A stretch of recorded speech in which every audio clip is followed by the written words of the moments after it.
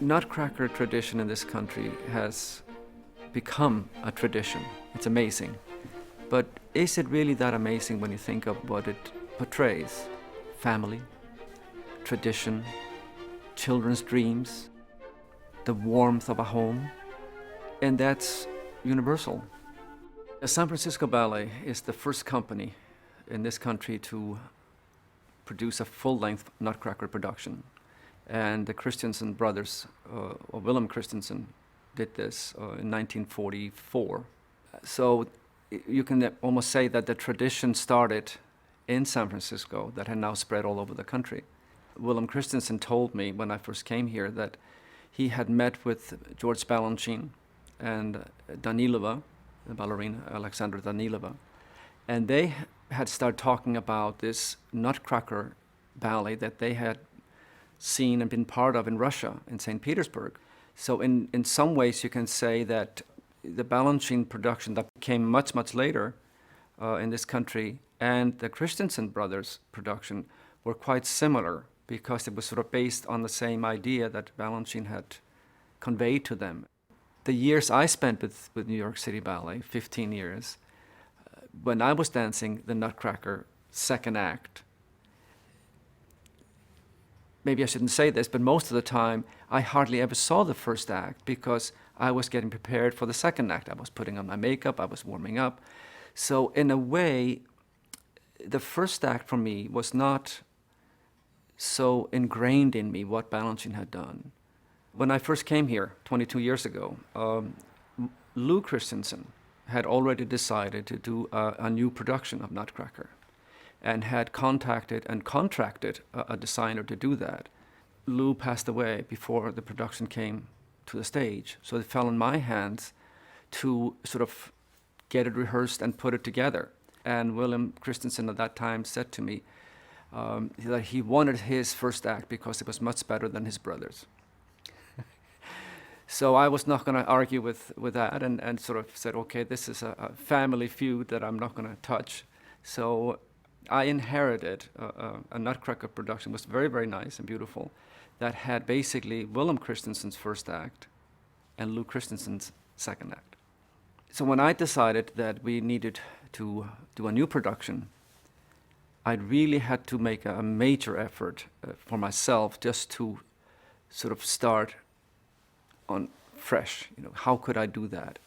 And I found the way to do it was to just to get into that music of Tchaikovsky. And the more I listened to it, I started to sort of get ideas on my own and got further and further away from the other productions. Because the first production of Nutcracker was done in this city, San Francisco, I felt it would be very appropriate to set it in San Francisco. And the combination of that and thinking back of the World's Fair that happened here in 1915, which must have been absolutely magical when you think of all those pavilions they built, I thought that would be a perfect setting for Nutcracker in this country.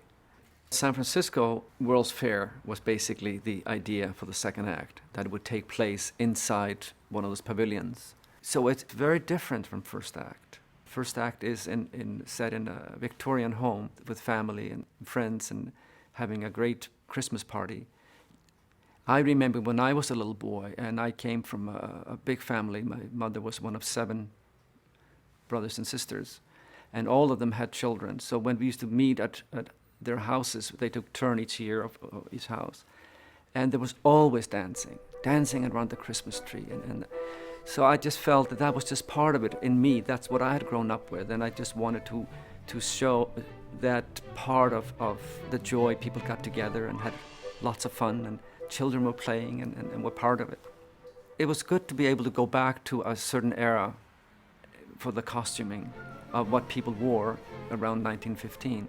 And particularly the women's dresses were just beautiful, and they were sort of slim, and they didn't have those huge gowns.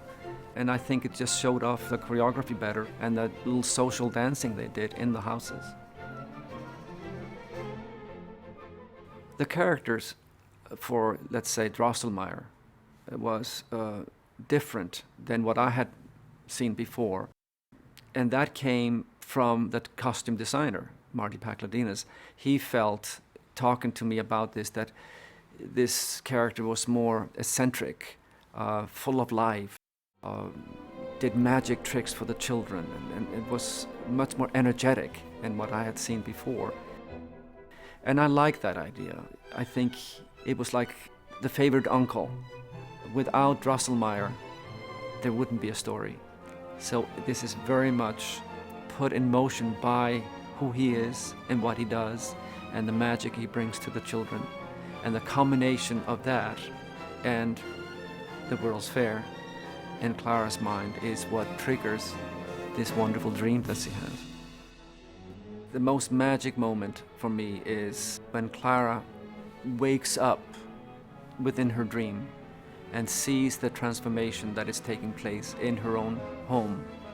I think that's just magical, and what Michael Jürgen did with that is spectacular.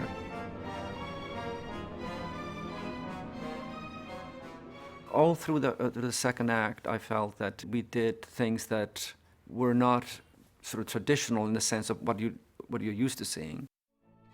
Instead of Mother Ginger, Marty Pakladinas decided to have almost like a circus tent. I also wanted to incorporate bringing back the bear, but more in a surprised way.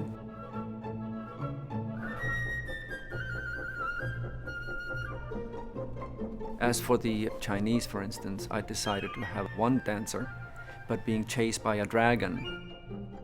And besides, in San Francisco, which has a large Chinese community, every year at New Year's, we see those wonderful celebration of their New Year with dragons, and I felt, again, that sort of brought part of San Francisco into this production.